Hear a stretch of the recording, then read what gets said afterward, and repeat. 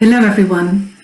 Welcome to this conference session, Transnationality and Care in the Context of Aging.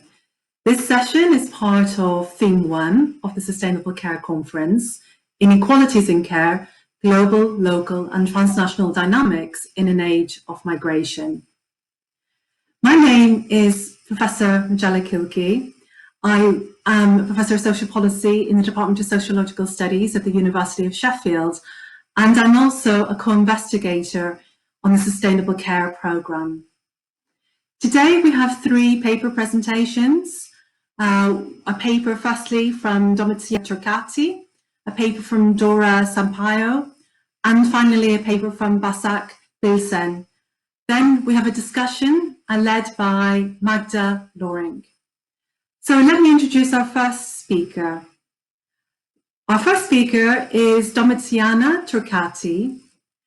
Domiziana is undertaking a PhD in migration studies of Oxford at Compass, where she also convenes the Migration and Mobility Network. So over to you, Domiziana. Thank you, Majella. Well, I'd like to start by really thanking the organizers for rearranging the conference to an online format and giving us the chance to present our work. In today's presentation, if we can start with the slide, yeah, thank you. I'm going to present the research and the work I conducted with Kiara Assaraf, who's now a public health analyst at the Public Health England in Cambridge. Kiara couldn't be here with us today, but we prepared the presentation together. And the title of our presentation is Migrant-Led NGOs as the Hope in Austerity and Anti-Immigrant Times. And we present specifically the case of a London-based NGO run by Latin Americans in London, and which provides Latin American client support to overcome care inequalities through a variety of services. And clients is the term that the NGO uses to refer to people who make use of their services, and we'll be using this term throughout the presentation. Before starting, something to say is that Kiara and I met at this NGO in the fall of 2018, and at the time Kiara was the Community Health and Wellbeing Project Coordinator at this NGO, while at the time I was volunteering there as part of my MPhil research on the caring experiences of Latin American parents. So since then, we worked together to understand a little bit more about the experiences of the clients of this NGO, but also the role that the NGO plays in their lives. So if we go to the next slide, please. In this presentation, we discuss specifically the role that the NGO plays in mitigating the inequalities that clients face when accessing care and in fulfilling their social reproductive responsibilities within their families. If we go to the next slide. Why did we conduct this research? Well, first of all, the role of migrant-led NGOs in mitigating migrants' care inequalities remain relatively understudied. But most importantly, Latin Americans in London constitute a growing community, which, however, remains institutionally invisible. What does that mean? Latin Americans are not recognized in the British Ethnic Recognition Scheme, which is the scheme used by the government to collect data on different ethnic groups in the UK. And this means that local authorities in London are not aware of their needs and which therefore tend to be neglected. So by focusing on an NGO that supports Latin Americans, it becomes a way to understand how the community has self-organized in a context of institutional invisibility. But also, we conducted this research to understand how Latin American migrants access care in the post-austerity and post-Brexit context. So if we go to the next slide. We know that the Conservative coalition government, 2010-2015, introduced a substantial reduction in welfare spending. Austerity measure also meant a reduction in the outreach and specialized information and interpreting services, which were available earlier, and so making it more difficult for some people to access healthcare or welfare support and social protection. So in this context, we were wondering how Latin American migrants may continue to access care and welfare support. And if we go to the next slide. We also conducted this research to understand how Latin American migrants can continue access care support in the context of Brexit. So at the time of the research, the Brexit deadline was approaching, and the UK had set up the EU settlement scheme for European nationals wishing to continue to live in the UK and access their rights.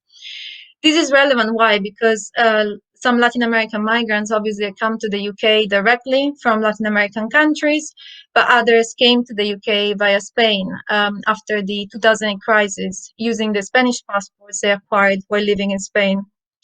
So Latin American migrants, we were wondering how Latin American migrants that are EU national can continue to access care, welfare support after Brexit. If we go to the next slide. In terms of methodology, our research is based on the fieldwork that I conducted from October 2018 until July 2019 during my MPhil in sociology. And during fieldwork, I shadowed the NGOs advisors in their individual sessions with their clients. I also interviewed staff members and the 31 clients/volunteers. And I participated in various workshops and activities. And our research is also based obviously on the insider perspective of Kiara, of having worked there as a project coordinator. At the time, her work involved delivering educational workshops to increase awareness of mental health or health more broadly.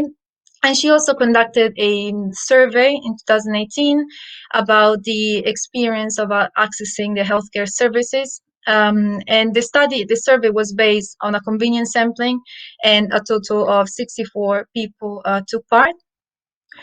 If we go to the next slide, we now present the findings. So we describe who the NGOs clients are, what kind of responsibilities they have in their families, and how they access care and support. Next slide, please. So the majority of the NGOs clients are Spanish-speaking Latin American migrants. They tend to be documented because the NGO doesn't provide support with the immigration status part. A few hold British passports actually, but the vast majority of them actually have Spanish nationality, and they typically work in low-income jobs, cleaning especially, as well as the domestic sector. If we go to the next slide.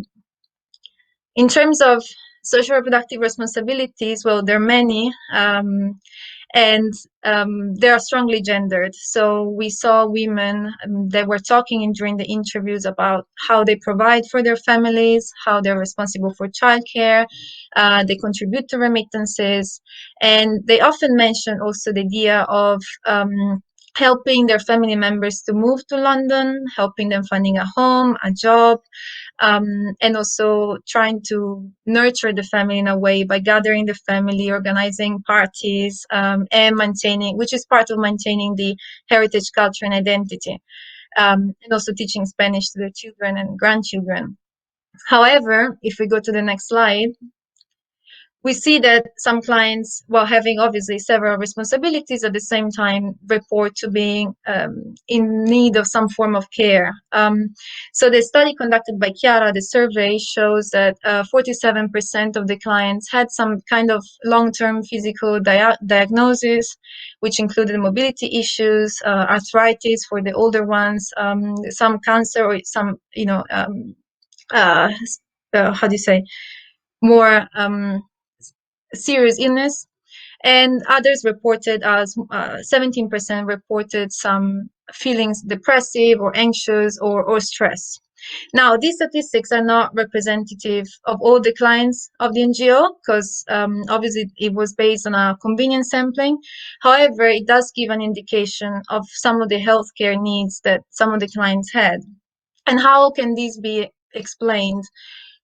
The average NGO client is often overworked in emotionally and also physically consuming jobs, overstressed, because some of the jobs they work in, actually, they don't have the London living wage, which is the wage required to be lifted out of poverty in London.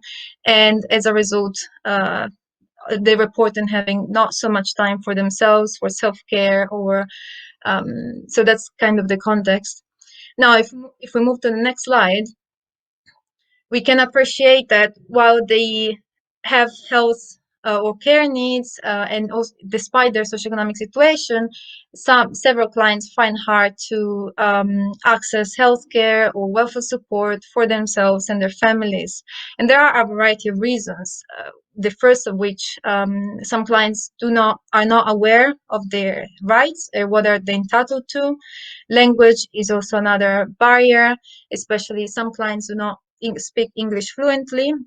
And it is true that for most health and welfare appointments, clients can request an interpreter, for example.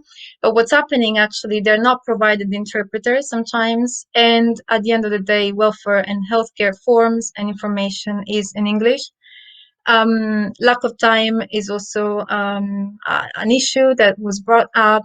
And when it comes to mental health or certain other things, in the case of mental health, which was Kiara's focus, she found out that especially for the older clients, it was often a taboo. So if we move to the next slide. The question is, how does the NGO, what role does the NGO play in mitigating some of the inequalities that clients face when accessing care and providing for their families at the same time? If we go to the next slide. So the NGO, the staff of the NGO provides one-on-one advice sessions and educational workshops, and the objective is to help clients kind of overcome the exclusion from the welfare state, the healthcare that they experience. The NGO, first of all, they inform clients about their rights in their mother tongue. The staff also listens to clients, understand what they need, and then they support them in writing, for instance, applications for welfare benefits, healthcare applications, or registering with the GP, these kind of things. And besides, the NGO also help clients overcome some of the abuses they experience in the workplace, or sorting out taxes. And when they cannot help them, obviously they refer clients to other institutions where they can receive appropriate support.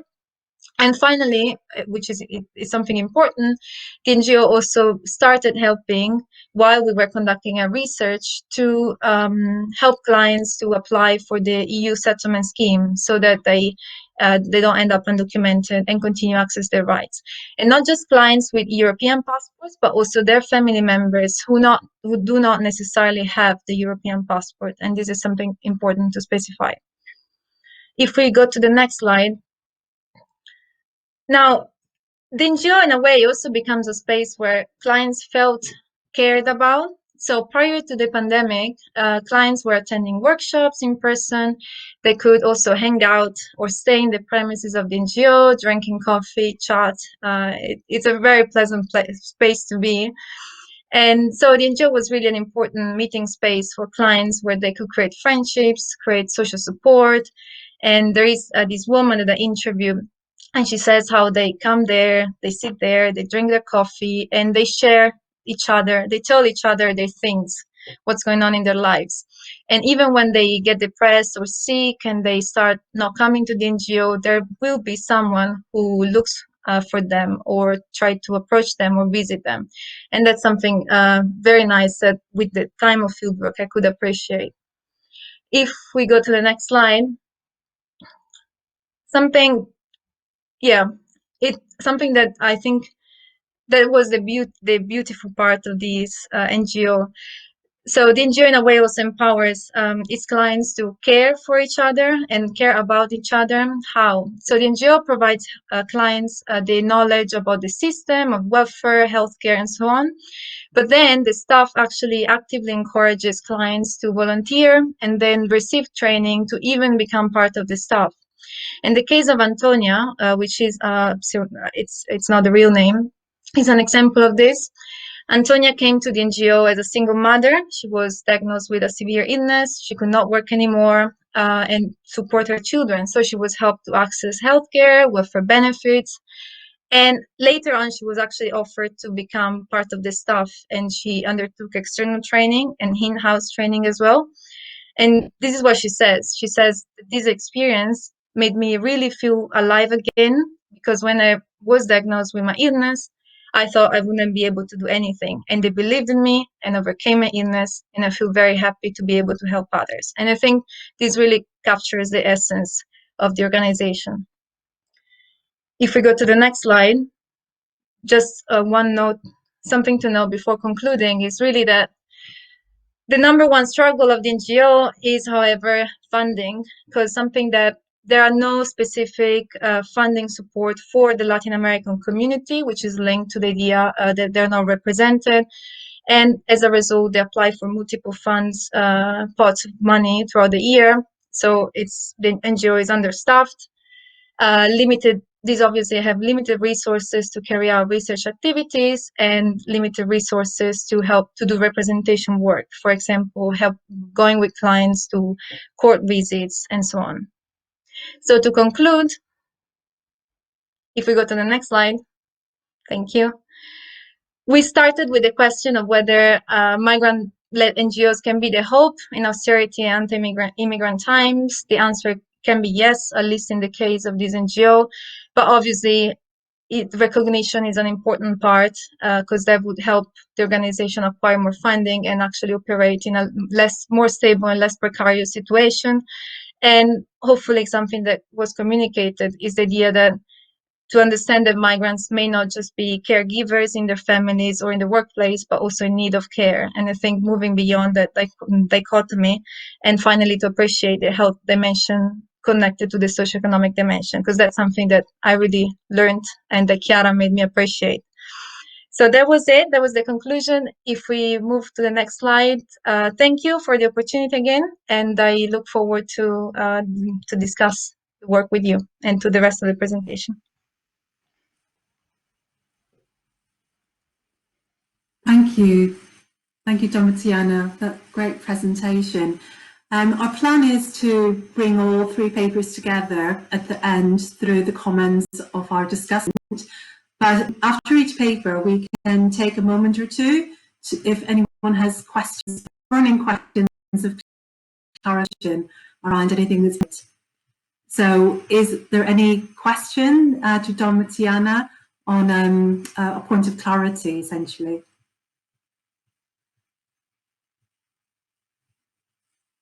I have, if I can, as chair, just a quick question, because it might not come up later.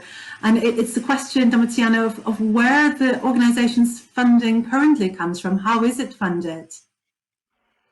It's funded by the local authorities or public funds. So they apply for the funding and, yeah, depending what comes up. But it's mostly local authorities or funding within London. Thank you. It's very precarious in the context of the state of public finances at the moment. Yeah. Very precarious, yes. Okay, if there are no further points of clarification, we'll thank Domiziana and we'll come back to her at the end of the session to respond to our discussant's comments. So we'll move on to our second presenter, and that's Dora Sampaio. Dora is postdoctoral research fellow at the Max Planck Institute for the Study of Religious and Ethnic Diversity. So welcome, Dora, and over to you. Thank you so much, Majella, and thank you and thanks to all the CARE team for making this conference possible online. So let me start with a presentation. What I'm going to be presenting here today is a presentation entitled Caring by Silence: How Undocumented Brazilian Migrants Enact Silence as a Care Practice for Aging Parents. If we move to the next slide, please. This was a paper that I was working on last year and now is published in the Journal of Intergenerational Relationships. And you can see here the reference to that, but also to the reference to the entire special issue that it is part of, which is on transnational family care on hold, edited by Rosa Brandrost, Loretta Baldassar, and Raylene Wilding, that might be of interest. This is something I've been thinking about and working on, the role of silence in transnational relationships and distant relationships, not only in a context of care, but in broad sense, what is the role of what is not said in distant relationships. If we move to the next slide. Before I get into the content of the presentation, let me just take a minute to give you some background notes on this research. The findings I'm presenting here today, they are part of a larger project looking into immobilities of later life and the role of hard border regimes in shaping distant family life. And the paper I'm presenting here today, it draws specifically on data collected in the Greater Boston area in the United States with Brazilian immigrants, many of whom come from the city of Governador Valadares in the state of Minas Gerais in Brazil. You can see here in the map both locations. I conducted research in both sites during 2019. I started in Brazil, and then through the contacts there, I moved on to Boston, where I found family members, so departing from the aging parents I interviewed, and I got to know in Governador Valadares. I then moved on and met their offspring and other Brazilian offspring living in the greater Boston area. Governador Valadares is a particularly interesting city because it has a long-standing tradition of migration connections with the United States, and that was why I departed from there. Governador Valadares, just to give you a very brief sense, it has a strong, used to have in the past a very strong mine culture, and many US companies came to exploit minerals there, and that's how that culture of migration to the United States was formed. If we move to the next slide, to give you a bit of the context of how this paper comes about, it comes about from a dual recognition. On the one hand, during my interviews, I often got to know through the research participants, they referred to withholding information and having to silence feelings in their transnational contacts with their aging parents in Brazil. And then at the same time, the realization that in studies of transnational aging and care, they often focused on the substance of transnational communication, but there was less written, less explored about what is not being said or what is being withheld. So in this presentation, I will then look at what is silenced and withheld during transnational exchanges, to suggest that we can improve our understanding of intergenerational relationships and caregiving just by paying more careful attention to what is not being said. If we move to the next slide, I will delve now into 3 cases that show how conversational strategy, silence, and sieving, which I describe here as the process of selecting certain information that is disclosed and other that is not, how they are used in transnational exchanges. So what I will do is I will let you read each quote, and then I'll provide you some background to each case. So you see here, first one, we have Gabriela.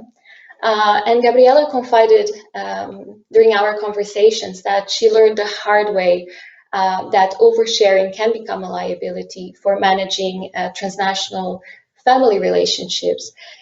She is in the United States since the late 90s.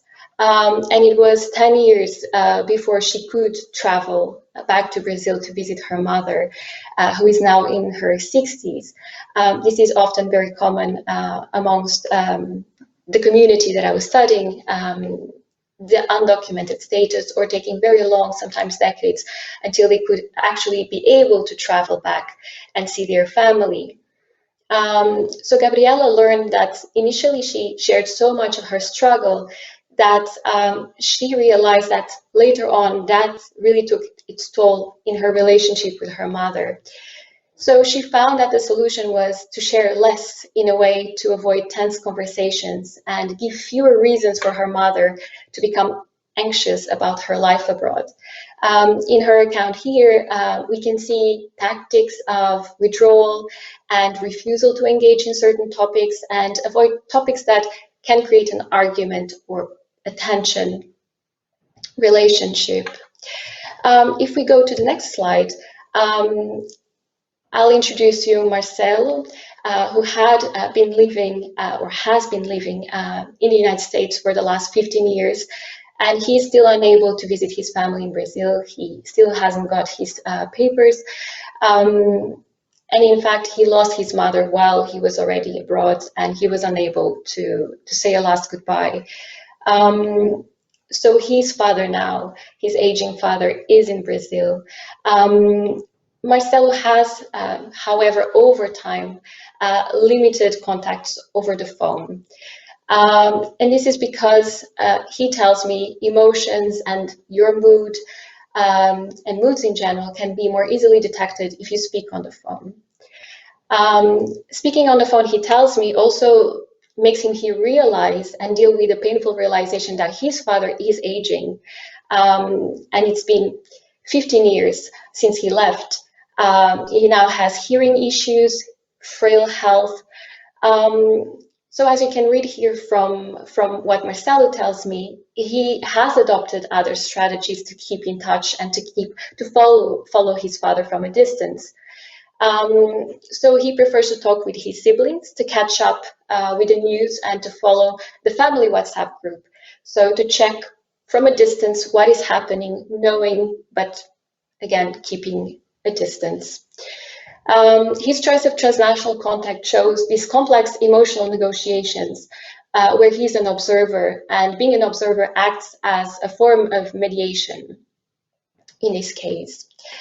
And then in the final case, in the next slide, we have Augusto, who spent 13 years without seeing his parents in person before he got his documents in 2011. One of Augusto's main concerns when calling his parents is to select information he communicates. In his view, this is important in order to protect and care for his aging parents and avoid them to become additionally worried about him.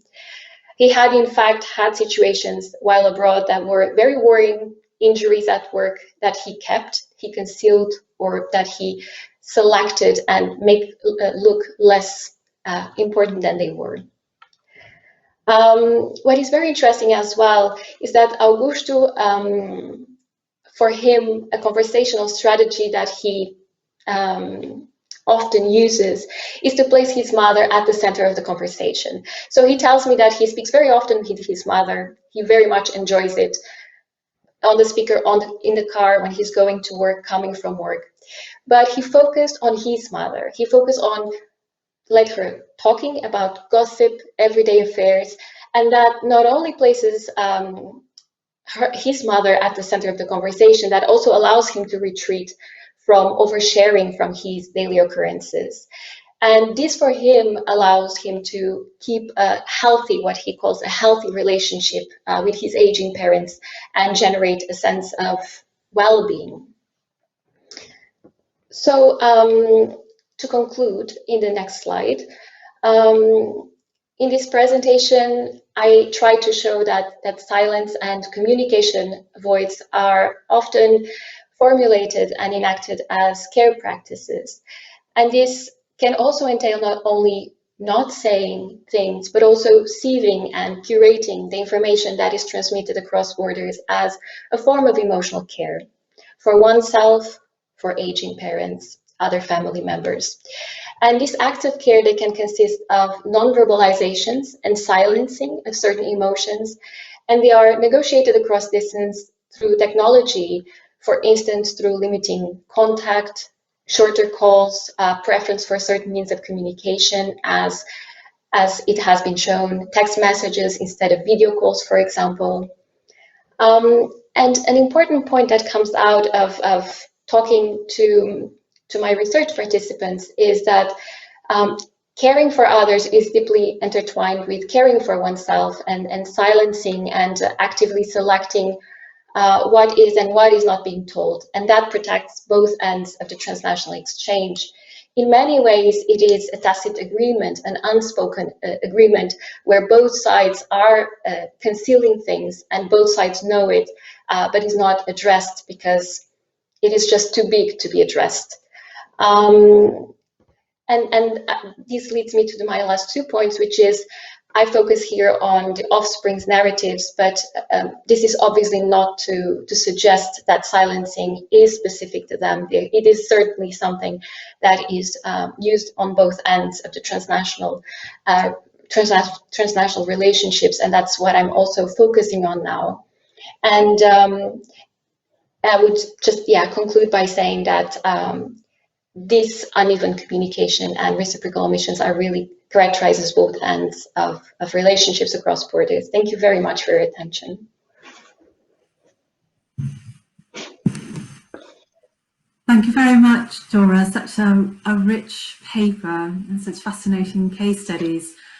Again, in the spirit of taking questions of clarification at this point, do please, others in the room, let me know if you've got a question for Dora. While you're thinking about it, I've got a clarification really. And with the first case that you presented, you told us that it had been 10 years before she'd had the chance to visit home because of her undocumented irregular status.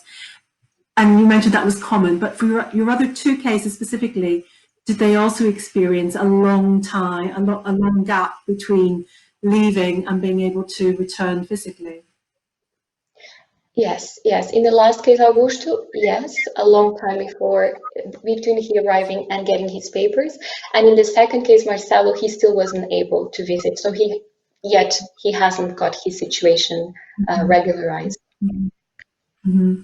And when the 2 managed to get their papers and be able to visit, was visiting something regular, or was it a very seldom event?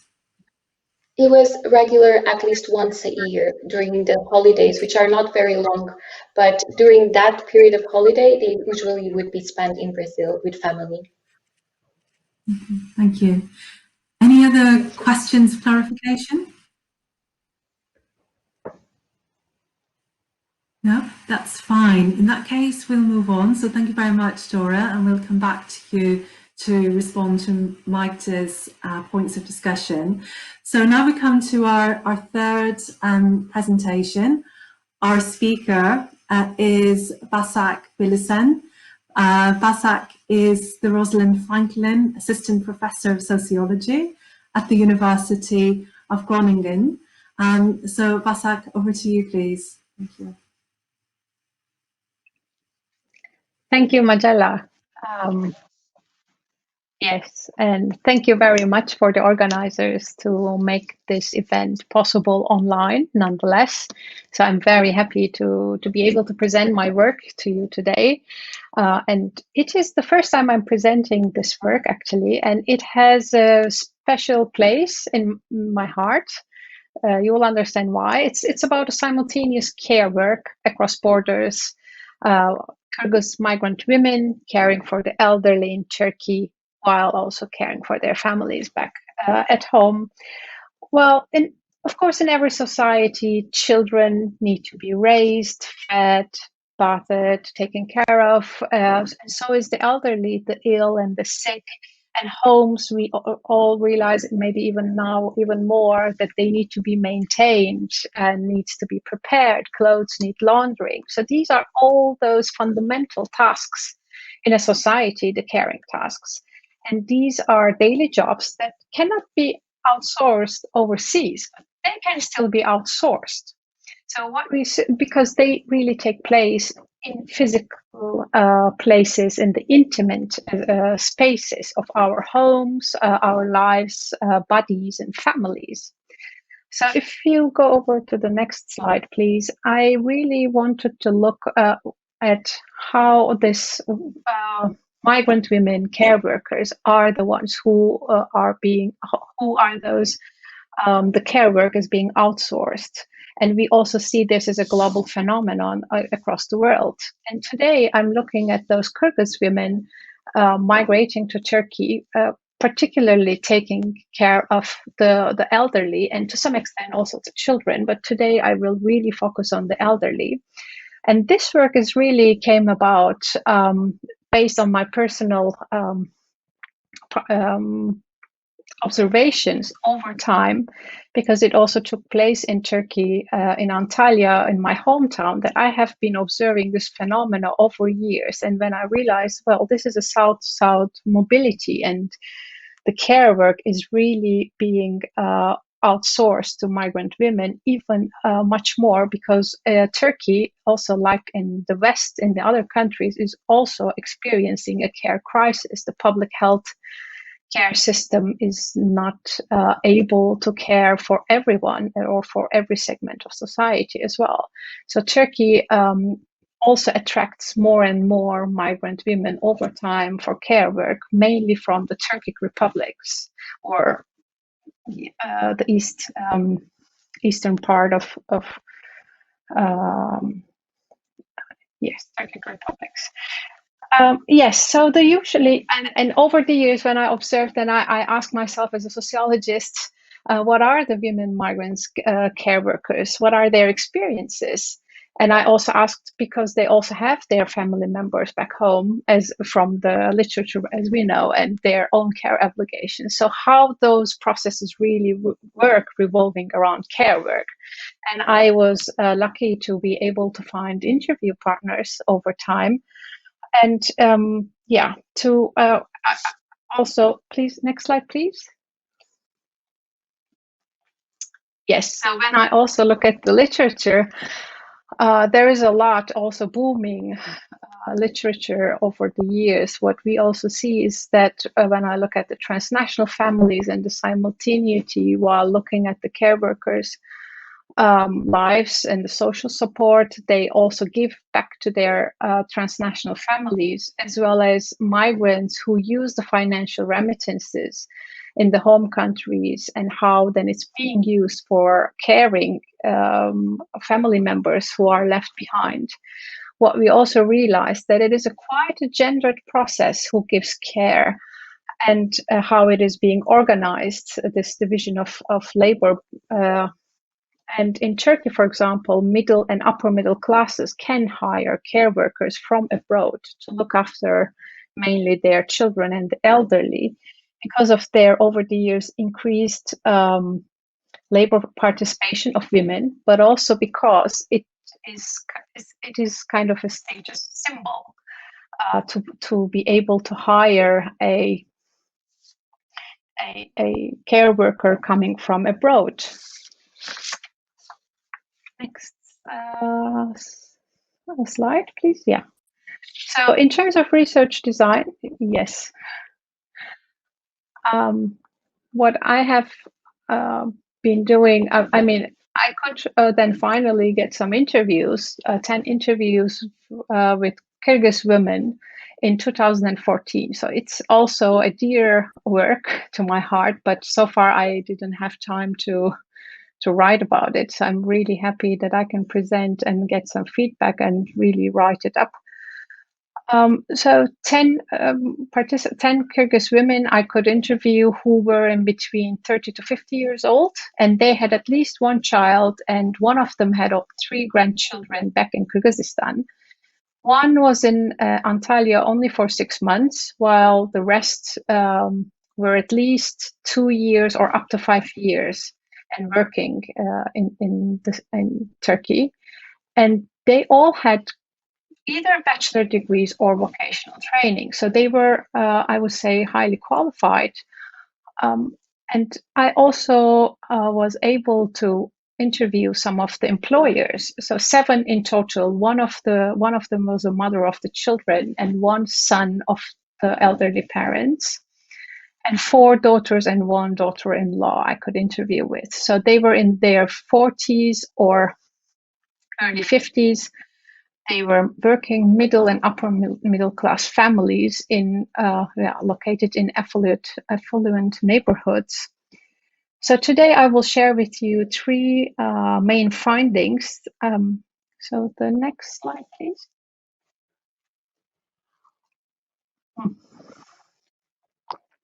So in general, what I really looked at the employee-employer relationships and see that they are in general good. It looks good. But they are quite open to exploitation and they can get quite emotional. In line with Balthasar and colleagues' work in 2017, also looking at the employer-employee relationships. This effective dimension, they say, of care work problematizes this classical definition of this relationship where usually emotional dimension is either absent or this is of secondary importance. But in my interviews, it came up that this is quite an important point. So in all of the interviews, they were really referring this emotional type or making this type of employer-employee relationship as a kind of a family or kinship relationship. For example, here Dilnur says, we get along well with the cared person and she is like a sister to me. So the daughter, for the daughter and the employer. So there is this tendency to make this employee-employer relationship kind of a family relationship. And Dilnur takes care of an old man who has dementia and whose wife has passed away 2 years ago. She has 3 children at home herself, whom she sends money or goods, while her husband and mainly mother were taking care of them. And she is actually his 3rd caregiver, so he's known as also a difficult person. And his daughter works at a hospital as a doctor and lives in the same apartment building with his father, so she can also go and check regularly. And Seda is the daughter of the person Dilnur works for and talks about. And Seda says, after my mother passed away, we had very difficult times. He asked for her constantly, did not recognize me or his grandchildren. With her husband, we did not want to arrange a nursing home because he's very sick. So we thought he would be better off at his own home, but it is very difficult work. There have been other care workers, Turkish ones, are lazy. They don't want to stay overnight and ask for too much money. We are very satisfied with Dilnur so far, but we don't know for how long she can endure.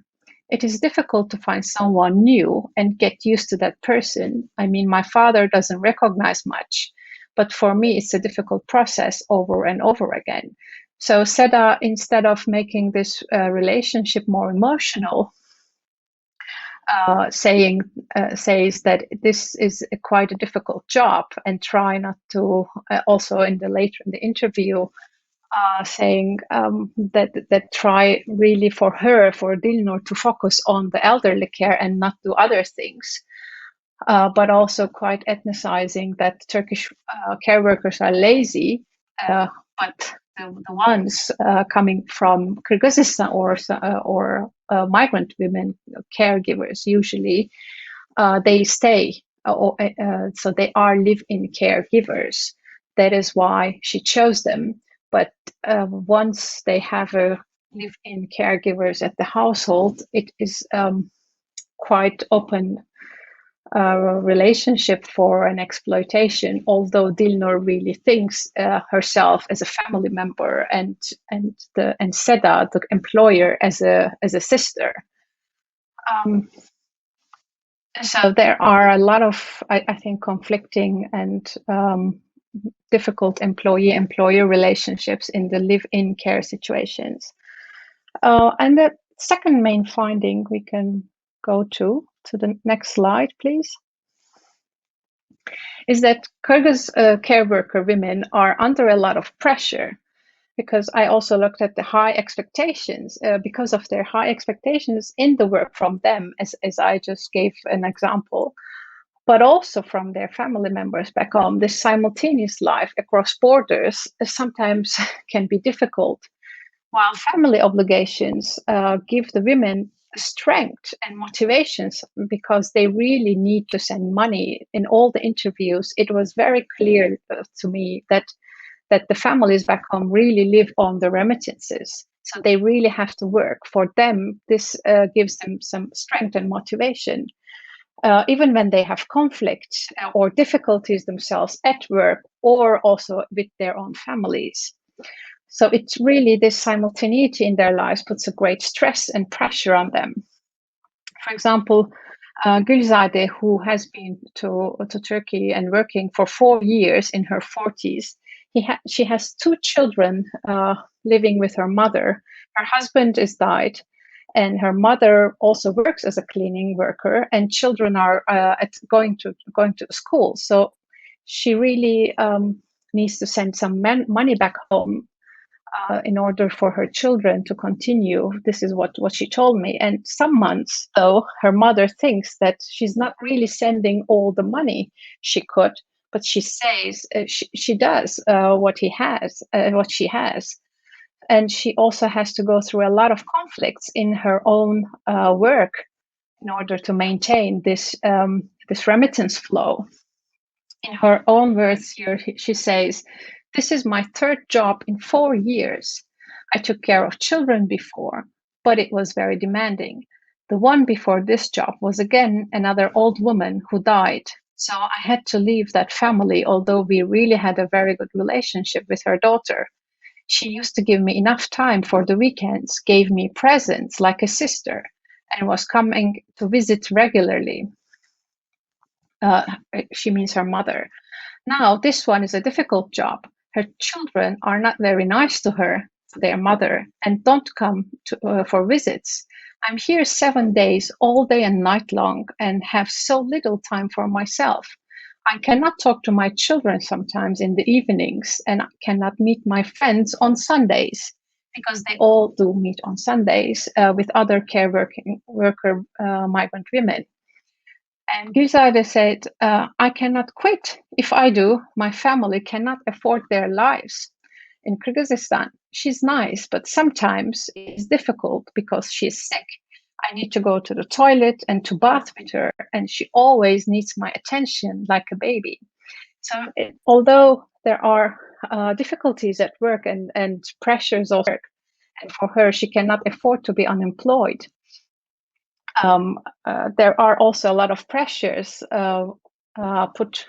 put on Gülzade and other care working women in this study, that they really have to keep going and working under such difficult conditions in order to provide for their families and to meet the high expectations also in the work and their lives back in put on them from the country of origin.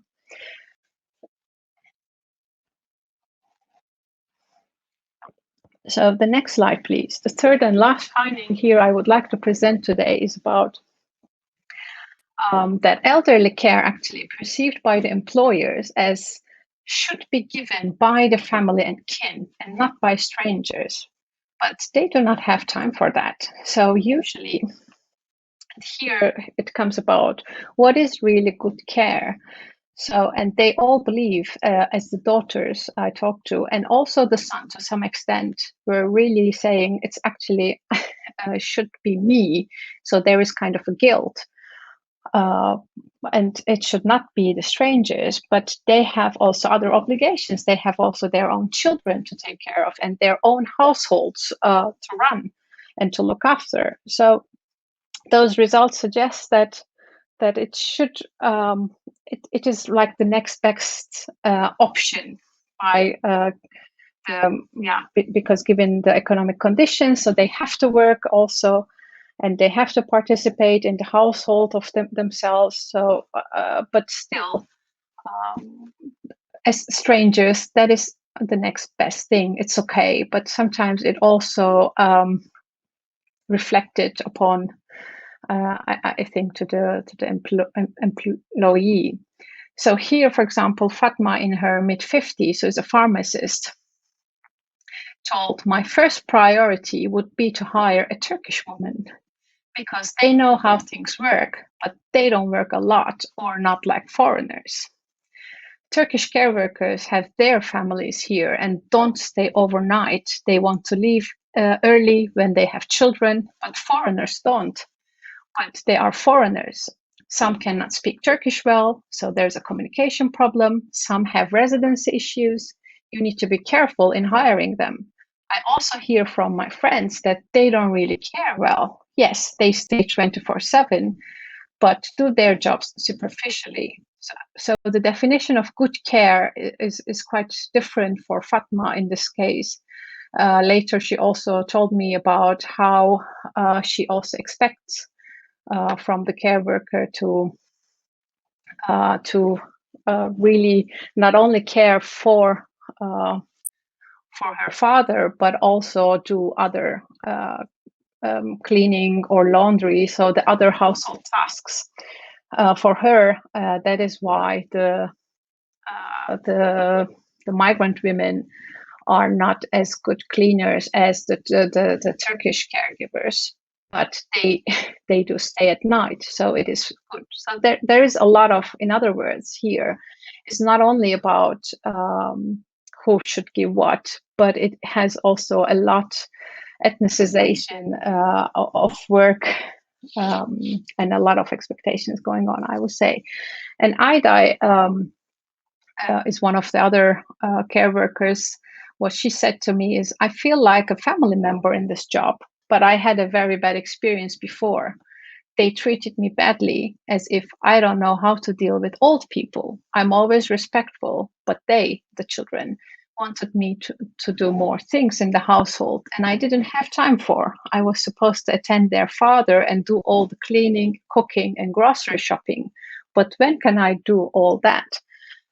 So there is a lot of conflict in terms of the definition of care and definition of good care and who should do what in the employer and employee relations that I saw in this study. So in conclusion, the next slide, what I want to really emphasize, it's really important to involve different actors' perspectives in understanding care relationships and who does what and what kind of conflicts, as well as expectations and obligations within the employment relationships, as well as within transnational families, which should be further really looked into. I would also like to do the analysis for both ends. With the transnational family members back in Kyrgyzstan, that would be also great. Well, of course, one limitation of the study that I have to say, that is a small sample that is conducted in 2014. So follow-up fieldwork would really be great, because also after, in 2016, a new law came into effect in Turkey about employment and residency permits. Before that, when those interviews were conducted, there was a lot of difficulties for care workers, let's say, to obtain employment permits and residence permits, and they were very much dependent on the employers. So a follow-up study would really be good also to see how the changes in law in the employment and residency permits also changed this kind of employee-employer relationships and a lot of the expectations and conflicts that I talked about. Thank you very much. Thank you very much, Basak, for that really fascinating presentation. Again, we have a moment or two for comments, questions of clarification. I have one which is around the new legislation and whether that facilitates family reunification. So do the women come to work, do they have any rights to bring their family members with them, to live with them, if that were even possible? Do the family members have rights to come and visit? So do you have movement from Kyrgyzstan to Turkey of the migrant care workers' families? Thanks, Majella. Well, great question. To be honest, I have to check to be precise, but as far as I know, it's a bit more easier than before 2016. But still, there are so many conditions that needs to be met. But to be precise, I really have to check. Yeah, but I hope it. Yeah. Would anyone else like to put a question to Basak? A question of clarification?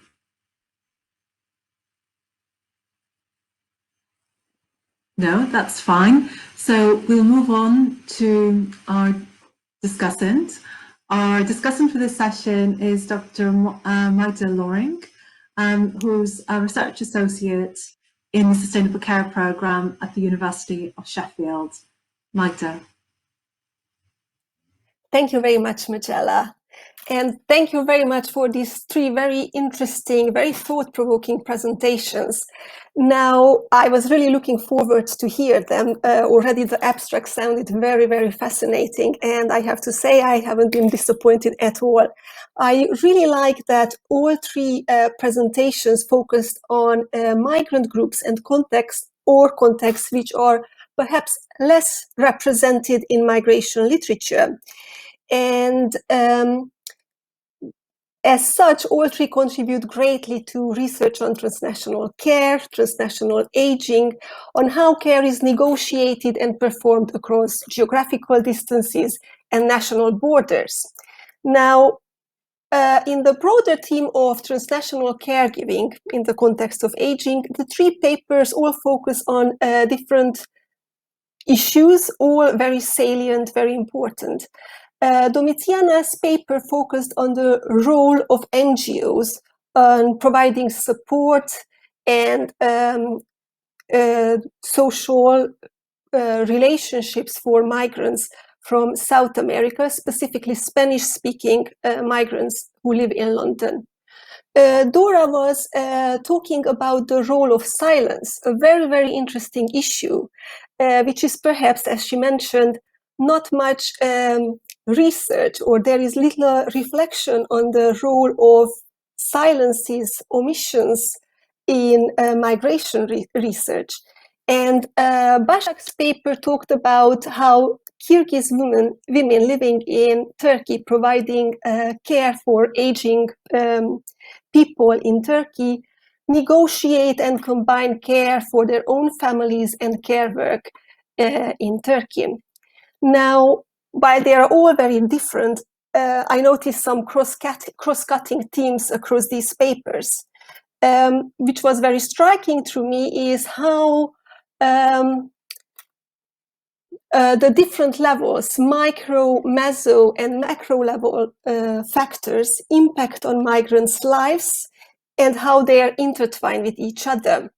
How personal relationships, emotions, and so on are impacted on meso-level factors such as NGOs, the role of NGOs, relationship with employers, perhaps employment opportunities, and also macro-level factors such as policies about working rights, mobility and immobility regimes, the intensification of hard borders. Of course, in the London context, the role of austerity and, of course, Brexit. So I would be quite grateful if the presenters could maybe mention a little bit, focusing on their own research, what they think about this intertwining of the different levels. Now, another important theme, I think, was how the focus on the moral and affective economies of transnational family life.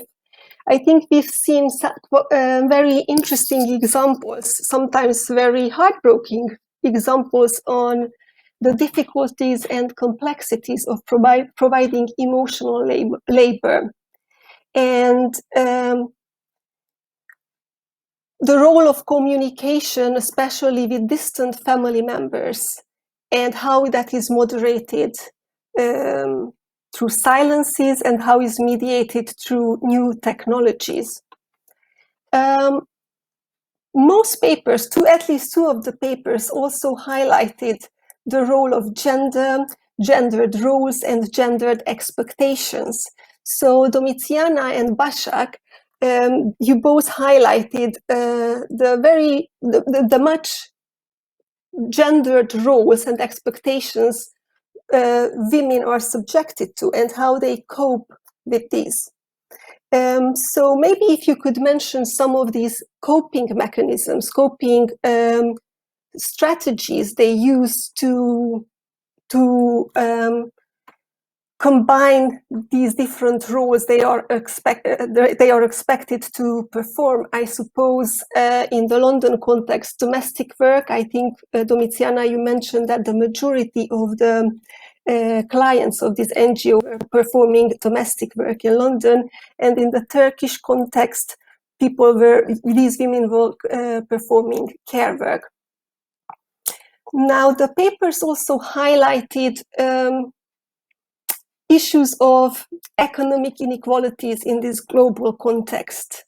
And as Basak highlighted, how domestic work, care work is very much racialized, ethnicized in all these different contexts. The papers, to different extent, also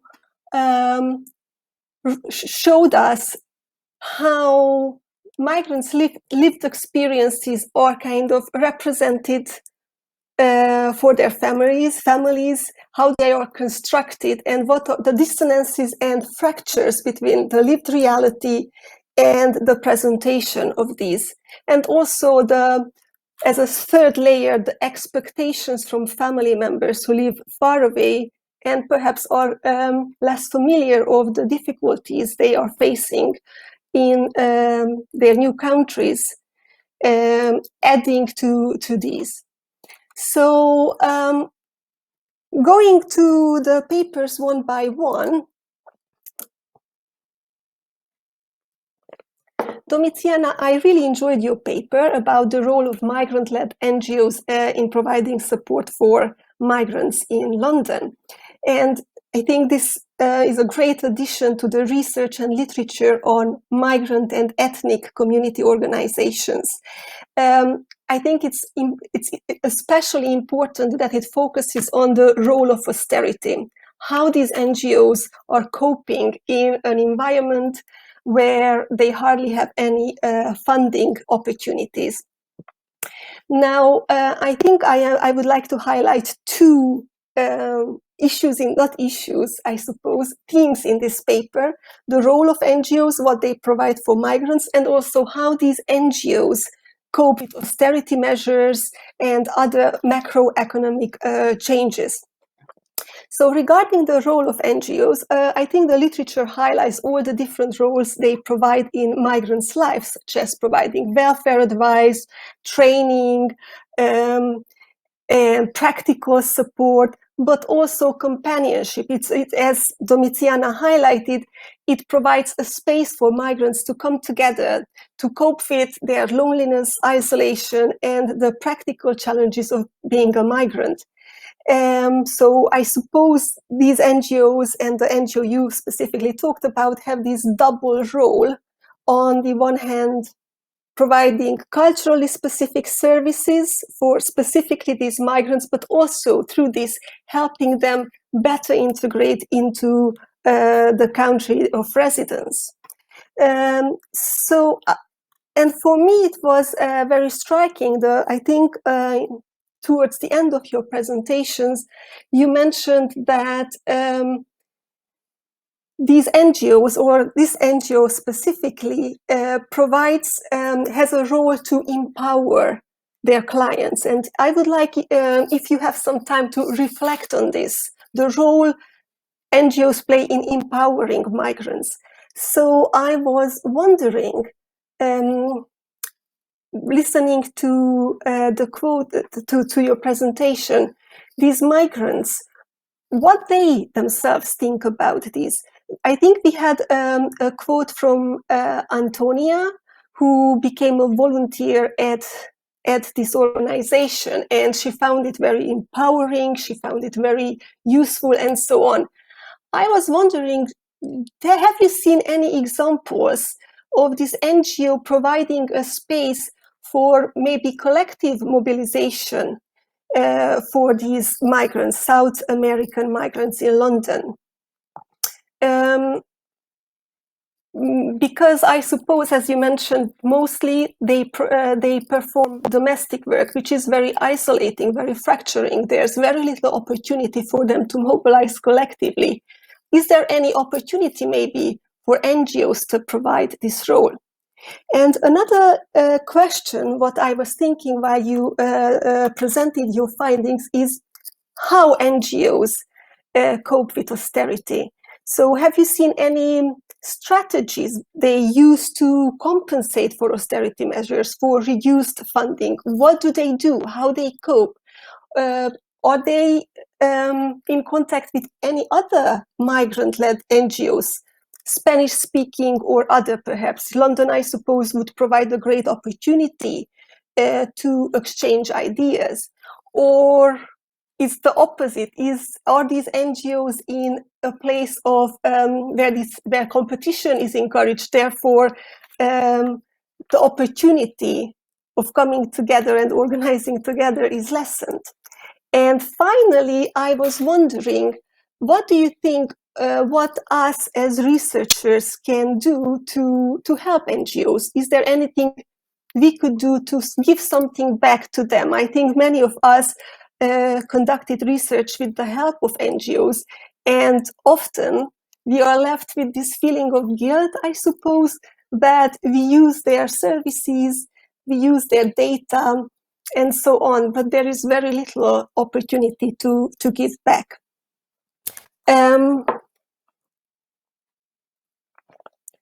Going to the second presentation, Dora's presentation on the role of silence. I found it incredibly interesting, and also as a migrant myself, I think it has personal relevance as well. I very much understood the quotes from my own life, and it's very interesting that nowadays, in the context of the global pandemic, the COVID-19 pandemic, perhaps this is something which non-migrants as well experience more when there are difficulties meeting family members, even if they don't live across borders. So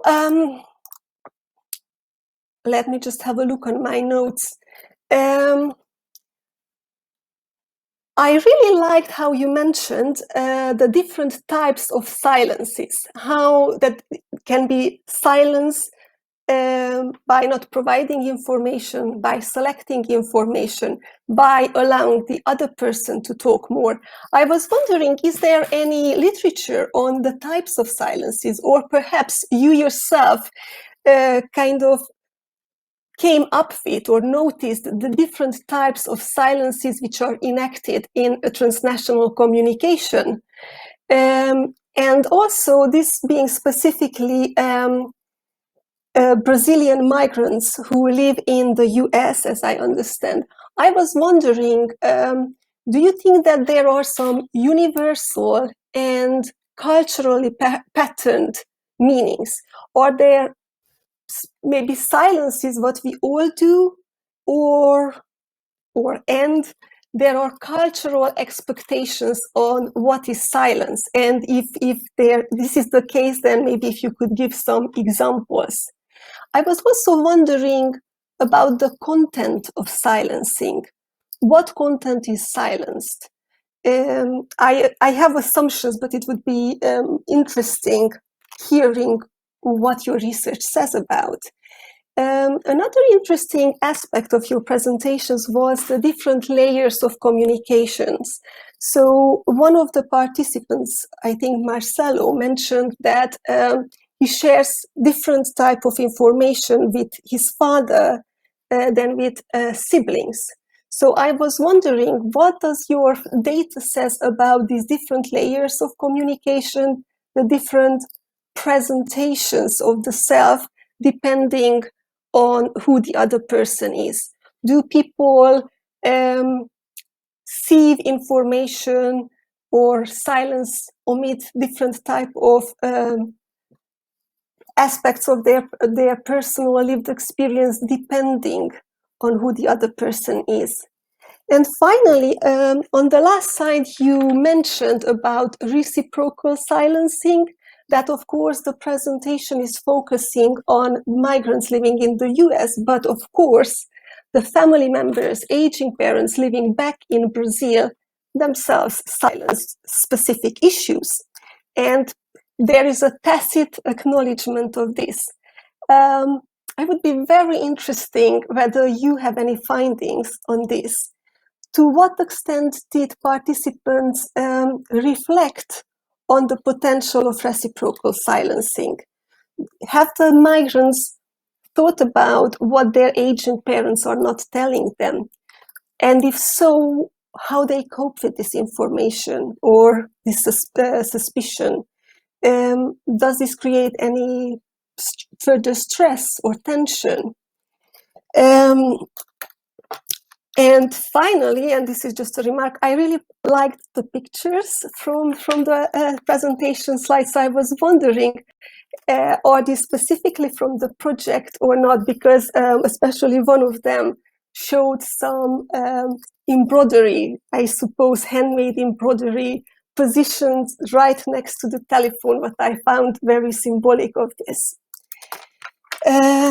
Thank you very much. And going to the third presentation, Basak, I really enjoyed your paper. It's a great addition to the literature on international, transnational, and intergenerational care chains and the role of migrant women in providing care, both locally and transnationally.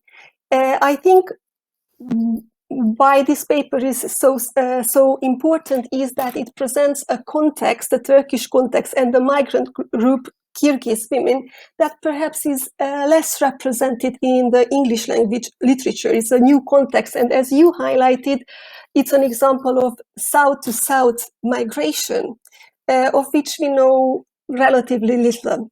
Now, based on this, I was wondering, what did you think, based on your data, how does south migration context compare to the south-north context?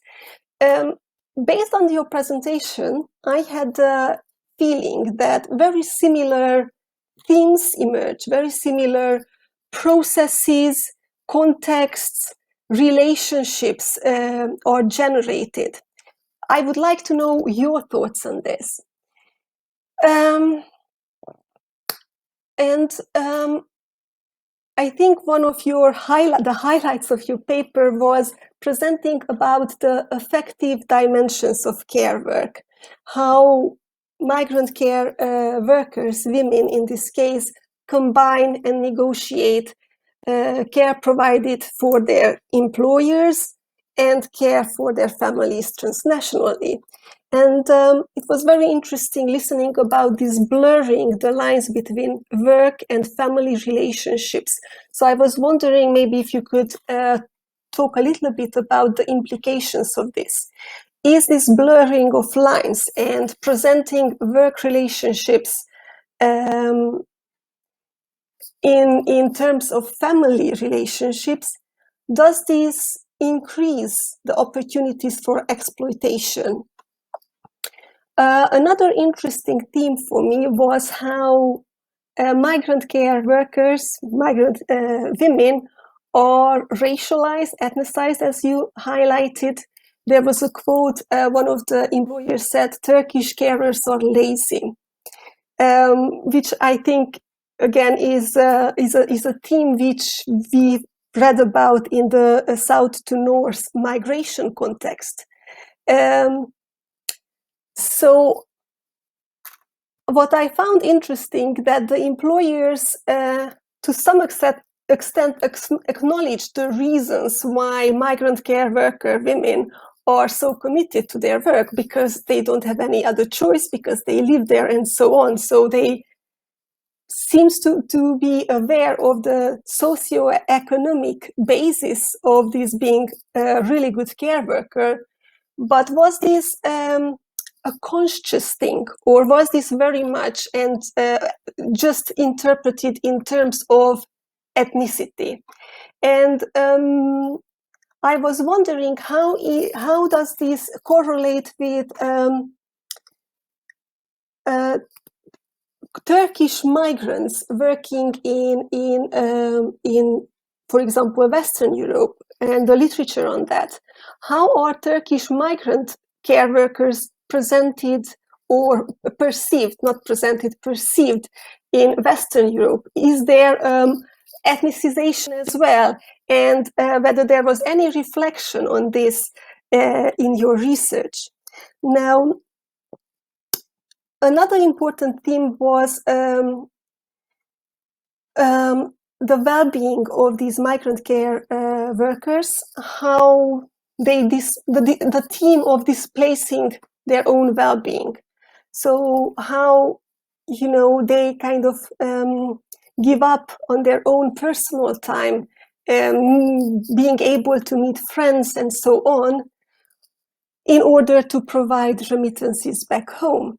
So maybe if you could talk a little bit about this theme of displacement of well-being. And finally, you also mentioned that the care workers in Turkey, they all had higher education degrees or other qualifications. So I assume as being highly educated, perhaps in Kyrgyzstan, they themselves belonged to a middle class or maybe upper middle class background, whether that was the case or not. And how they coped with and if this is the case, how they coped with the status change, moving to Turkey and providing domestic and care work there.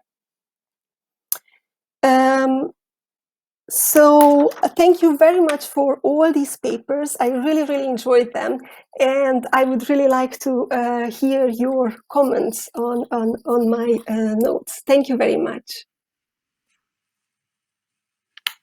Thank you, Magda. There was a really comprehensive set of feedback to our presenters. Some really interesting cross-cutting themes that you've identified, and some really insightful questions directed at each paper. So thank you very much for taking the time to prepare those comments. If we can bring everyone back into the room, we can have a kind of a panel now, try to simulate a real face-to-face conference experience. I think it would be fair first to give each presenter the opportunity to respond to Magda's questions on their specific paper. And once we've done that, we can come back to the cross-cutting themes. And I think it's only fair, given that Magda had many questions for each presenter, that we start with the person who heard hers first, to give Basak a little bit of time to think. So if we go first to Domiziana, if you would like to start by responding to Magda's specific questions about your paper and the research underpinning that. Thank you. Thank you, Majella. And thank you, Magda, for your questions, because I think they're very relevant and a little difficult, right? So to go back to the first question is the idea of whether NGOs and migrant-led NGOs can provide some form of collective mobilization or help towards that, right? And this is an excellent question. So at the time, with this NGO that I've been working with from 2018 to 2019, what I noticed is that they didn't do so much of the political work, right? Because that's part of the political work, organizing, campaigning, and so on. However, now for my PhD, I'm continuing working with the Latin American community in London, but with other organizations as well. And I'm seeing other organizations that are doing also this kind of work. And again, why is that? I think some organizations are focusing more on individual, and other organizations criticize that and they say, no, we need to get political, and they attract also people that maybe specialize in that. So I think it's also a matter of what kind of people work there, what kind of backgrounds they have. I know some organizations do have women that actually have worked in policy and they're fostering that. But I think this question of political mobilization connects very well with the context of austerity as well, because if your fundings are limited, if you are understaffed, you prioritize other things. So we can see, I think, the impact of austerity not only on accessing healthcare and welfare, but really also on how it really can break the politically can break communities in that way. However, I mean, now I'm appreciating how the Latin American community in London is very active. They are in trade unions. They created multiple campaigns. So I think they're pushing back, and that's really clear when you work with that community, and that could be another PhD.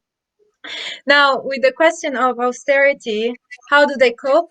Yes, I mean, some other organizations do campaignings. The one that Kiara and I work with, I think, yeah, they rely a lot on volunteers. And this is something interesting, right? Because I was saying how they try to transform from being a client to becoming a volunteer to becoming a staff member. And I think this is also kind of a sustaining model that they have to make sure that they have enough volunteers to do a few activities or to run events. And this is partially good because there is also the other function of clients that acquire skills and all the other things that were discussed. But again, you rely very much on volunteers, right?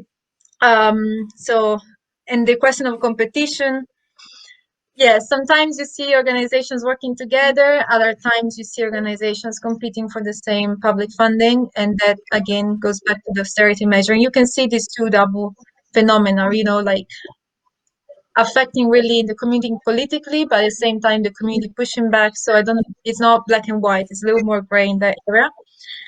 That's based on what I've seen. And finally, the last question, which how do we give back as researchers to NGOs? I think this is a amazing question and difficult. So in my case, I volunteered there. Obviously, I had to receive the training, and something that I really like working with Kiara.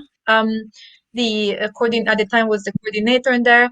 We wrote a report with the logo of the organization, the logo of Cambridge, which they're using it. They're using the report to apply for funding, even just to adding that, because obviously certain universities carry a lot of weight, and I think that was what I could do from my experience of being a master's student. But the question of the role of academics in the field or with the community, it's something that I'm very much discovering as I progress through my PhD. And that was my answers. I hope. And thank you very much. I'm so happy you participated in this, really. Thank you, Domiziana. I think they were really good answers to hard questions, as you said. So well done. Others may have questions for you, so don't go away yet. Okay, stay there. But we'll move on now to give Dora an opportunity to respond to Magda's questions directed at your paper. Thank you so much, Magda. It was such a rich reading of the presentations and so many interesting questions to think about. I don't even know where to start, but I'll try to be brief because they are absolutely spot on. On the cultural specificity of silences, this is a very important question. I think my reflection is that perhaps silence is really, it came out in the context of a particular project, but this is really something that transcends this specific project. As migrants, things are concealed, and not only as migrants, but in the particular context of migration, there are things that are concealed. And that came out in this specific project, but I really think that culturally it goes across. If anything, it's very good that you made me think about it. I think in the specific cultural context of Brazilian families, what I felt is that there's a lot that is transmitted. There's a lot that is spoken. So it's not a culture, I mean, this is all very arguable, but considering in broad terms, a lot is communicated. So phone calls are happening all the time. Text messages are going back and forth. But what I realize, and that's something to think about, is that often these deep, really challenging topics, they were not overtly discussed. So a lot of time is spent talking about everyday occurrences, speaking about the very mundane, the gossip that happens, the mundane of what was your breakfast? What did you make for lunch?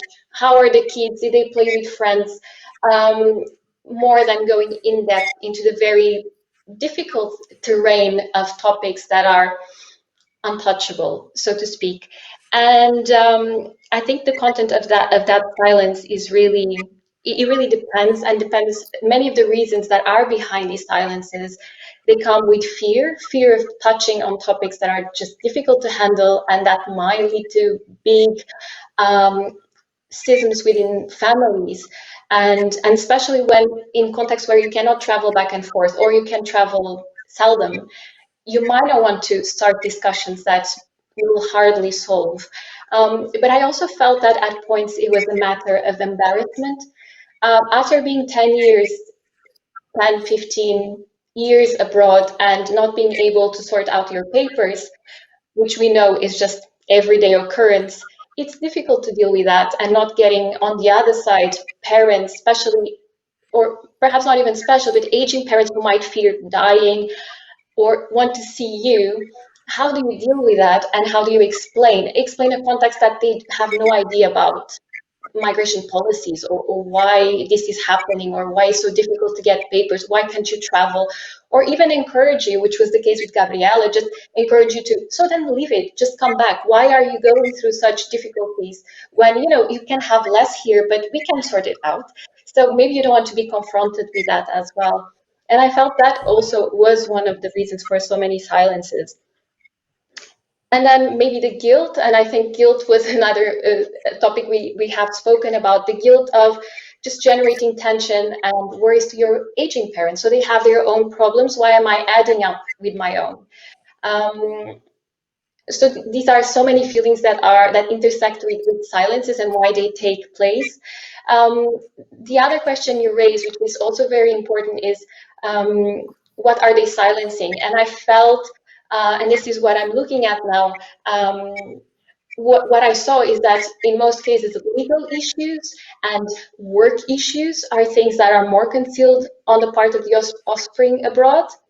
And on the side of the parents, often is health problems, things that they don't want to speak about, things they might be going through, feelings, bodily changes that they don't want to talk about, or they might talk about to family that lives nearby,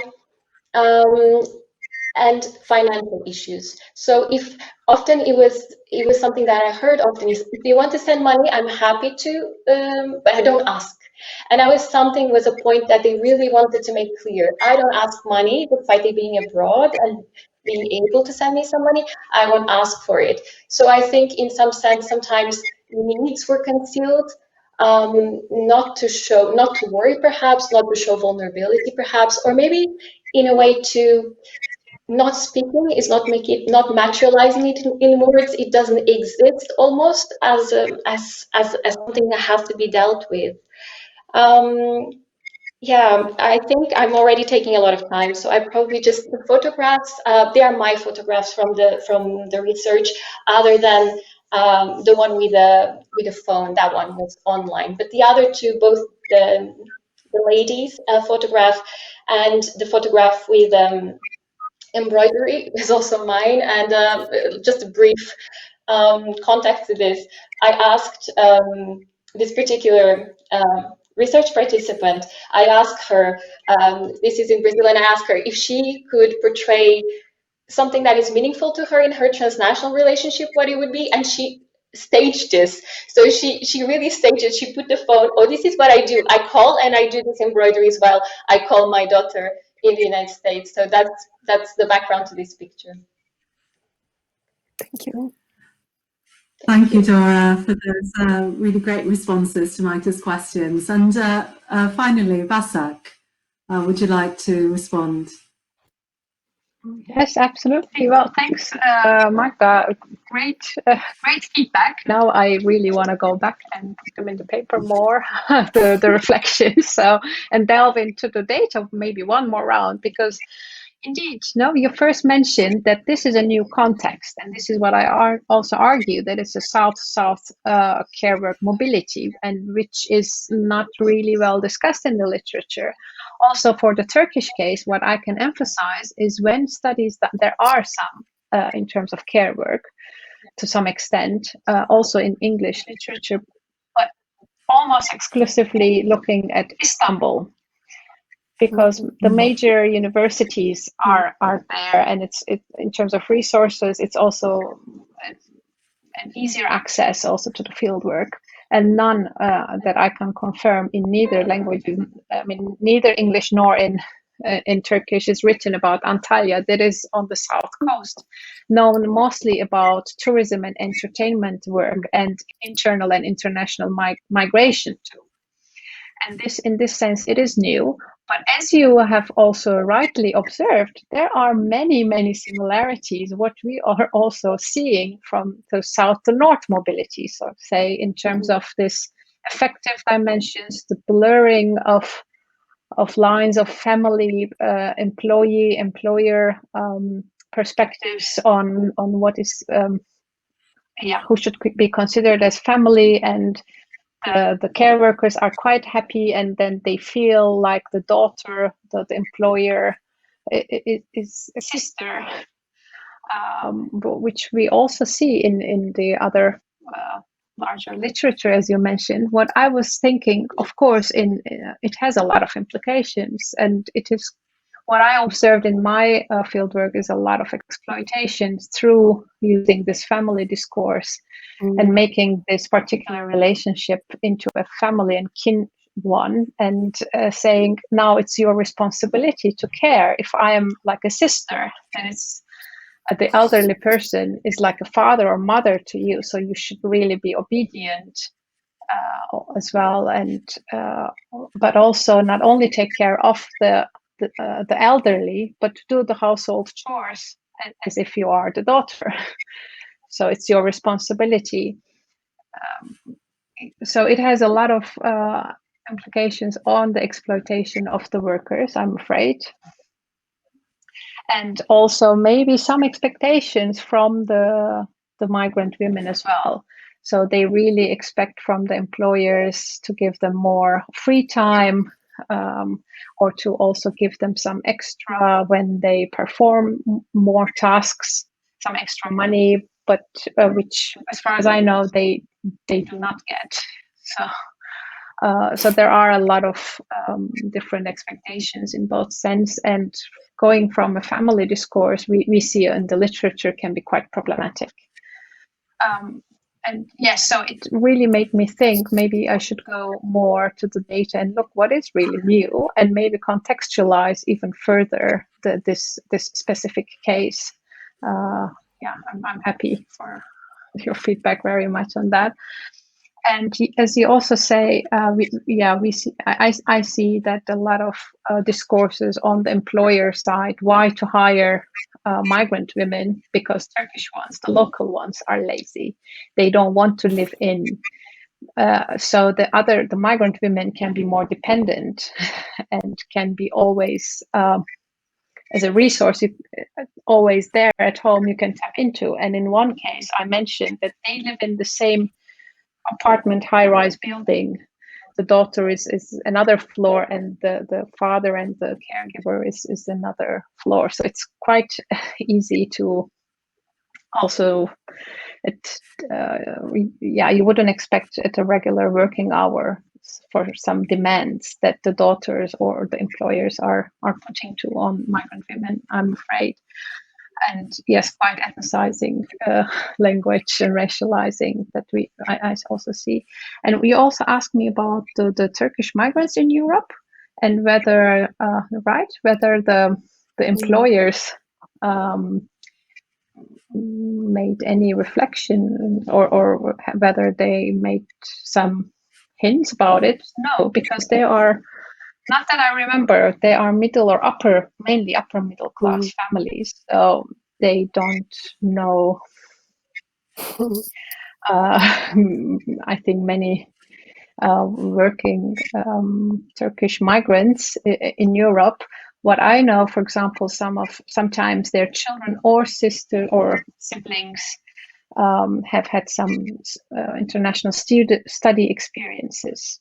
And mainly in the US and UK, because if you're from Turkey and if you're coming from an affluent family, this is where you would go to. So no reflections on the Turkish migration there. And you have also asked me about the fact that I said that my interviewees, the migrant women, were highly educated, and how do they cope? You also asked about the well-being and how do they cope with such the displacement of the well-being by excessive demands on work. So they all mentioned they had either some jobs, or some of them were two of them were young, so they couldn't find jobs in Kyrgyzstan. They also tried, they sometimes migrate to Bishkek, to the capital, couldn't find jobs. Usually they're from rural areas, and then they knew someone, or they could come and make good money in Antalya. This is what they refer to, it's really good money, because they are not based on Turkish lira currency, but either US dollars or euros. And this is also quite good money back in Kyrgyzstan. So they had these issues of status change with the degrees. One of them was nurse, and she was saying, they tell me what to do. But of course, I know I'm a nurse. So there are quite struggles, as you rightly pointed out, about the status and having a higher degree, and unfortunately not finding employment and have to do care work. This is how they perceive most in the interviews. And what do they do is, as I said very briefly, they meet on Sundays at a park, which I've been there a couple of times, and also try to recruit other interviewees, and did some snowballing and get into the community. So this is when usually Sunday mornings, when they can have some friends, chats, and vent about what they have been going through. But I'm afraid that's it. So they don't really have a lot of support. Now NGOs that I know of, for example, but of course, I would love to know more and go back and ask them if I can, of course, visit back Antalya so at some point. There is, and the transnational communication with the family is really what keeps them going, and some of them have children, at least one children, all of them. So it really what's keep them going. The transnational family life actually gives them motivation and strength.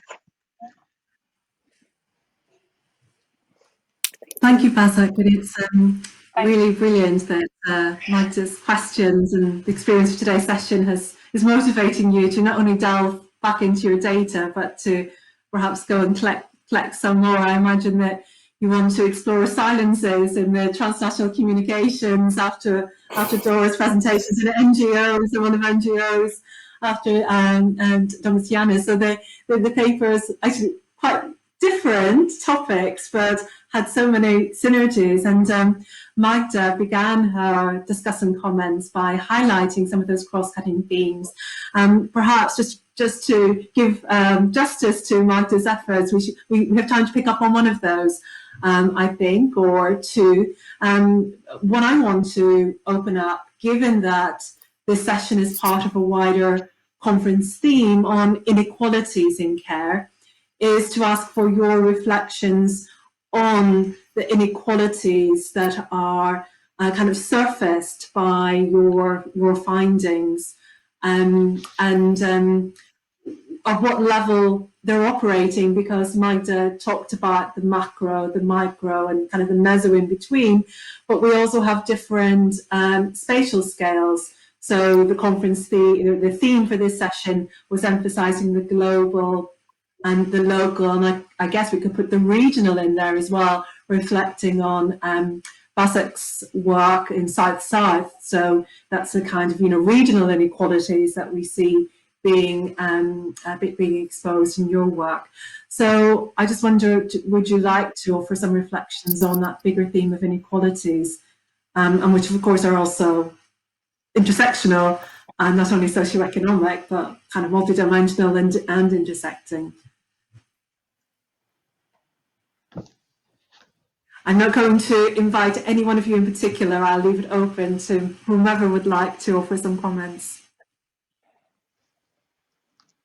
I guess Sure. I can start. Go ahead, Basak. Dora, go ahead. Go ahead. Well, I was just going to say, just looking at my work here, I think the inequalities come out very clear because we are talking about low-income families, and certainly with agency, but certainly constrained by broader structures. And I think silence is something is enacted in transnational and non-transnational relationships in many different ways, but certainly it is enhanced practices of silencing. They come out stronger in contexts in which you are not mobile, you're immobile, and you're within a structure that curtails your mobility, physical mobility, but also curtails other rights. So certainly in a grand scheme of things, certainly these families face challenges, and I think here I'm focusing more in the macro level, but they play out at different levels. Certainly with agency, but certainly constrained within border regimes, within structural regimes. Thank you, Dora. Basak, I think you wanted to say something. Oh, absolutely, Majella. Thanks for also raising. Of course, there are, what I can observe readily is the intersectional inequalities based on ethnicity, gender. It's right there, and class. And in this case, that the fact that the higher education diplomas are not recognized, so that there is this devaluation of skills. And also what I see in the interviews with the employers, the caregivers, the migrant women, is that I can readily also observe that sometimes there are some hesitations saying, yes, I have to care for this person, but in the global care chains, my children are left behind and I cannot give them hands-on care, but only it's about money. So I can send them money, but I know they will be cared of, but I have to give them hands-on care here to the elderly or someone else's children. So there is a lot of also conflicting thoughts or the feelings of dependency. But yeah, at the intersections of gender, ethnicity, and this education, let's say. I wanted to ask you about age. So are the migrant care workers, are they getting older? This pressure to remit, the restructuring of societies in which women are marginalised, women pay the price often more of there are gendered effects of inequality, but women in particular. So we're beginning to there is research from the Global South, from the movement from the Philippines to the USA, which is indicating that those who are migrating are older than they were in the past. So there's an aging of economic migration. And I wonder, is it something that you can see with your sociological imagination? You haven't necessarily done the research, but from your own local area and what you're hearing on the ground. What I observe and have been hearing indeed, and also in the data set, I also checked again, and my interviewees' ages were spanning 30 to 50. So there was one who was really 50 years old, and she was saying, I am aged here, I got older here by taking care of others. But she came as a younger migrant and then stayed on and had multiple care giving employment opportunities, but not the newcomers, as far as I know, not the newcomers. But what I also didn't show you, because we do not have any statistical data I also inquired through all the local authorities that I can with my researcher identity. There is no luck getting any sort of data to really see. So it's really on the very fieldwork level. But still, what I observed that those women come around late 20s, or mid 20s to 30s, and then over different types of employment, they get older while working, so to say. Yeah, maybe with the new legislation, people are applying for permits, residence permits, employment permits. There will be data, or data will gradually be accumulated. That's if people choose to go for the permits. Yeah. Yes. No, I can. Yeah. And turning finally to Domiziana, I wonder whether you have any reflections on your work and what it tells us about the patterning of inequalities in care. Well, I think inequality is it was central at the presentation, right? Central what the NGO tries to address, and we see how different types of inequalities lead to care needs, which are in turn not addressed, neglected, and it has to do with representation at the government level and austerity measures, etc. Something that I think it's really about these care needs being neglected. And I think now with COVID, obviously I didn't present that during the presentation, but even right now, the question of whether services have been in Spanish, for example, how the community has self-organized to provide that information. So we see, this the care dimension that is very much central to the community, and this idea of care needs that are not addressed or as they should, and so how the community organized to address those. So yeah, I think it's a story of inequality and resistance in a way. That's, I think, the main message I'd like to share. Yeah, that was a common theme, I think, throughout all the papers. Resistance, coping strategies, the agency. So in the context of all the constraints, we do see examples of agency and this self-care, almost like, or self-preservation being part and parcel of that. Before I draw it to a close, I just want to offer Magda the chance to pick up on anything in relation to the comments you made. Is there anything finally you'd like to add to the session? Thank you, Majella, and thank you for your responses, reflections on my notes and questions. I think it really added to the presentations. Unfortunately, 15 minutes is not a long time, so I found it was really useful to have your further comments. I think I don't have anything to add. It was very comprehensive, very interesting, and very, very relevant.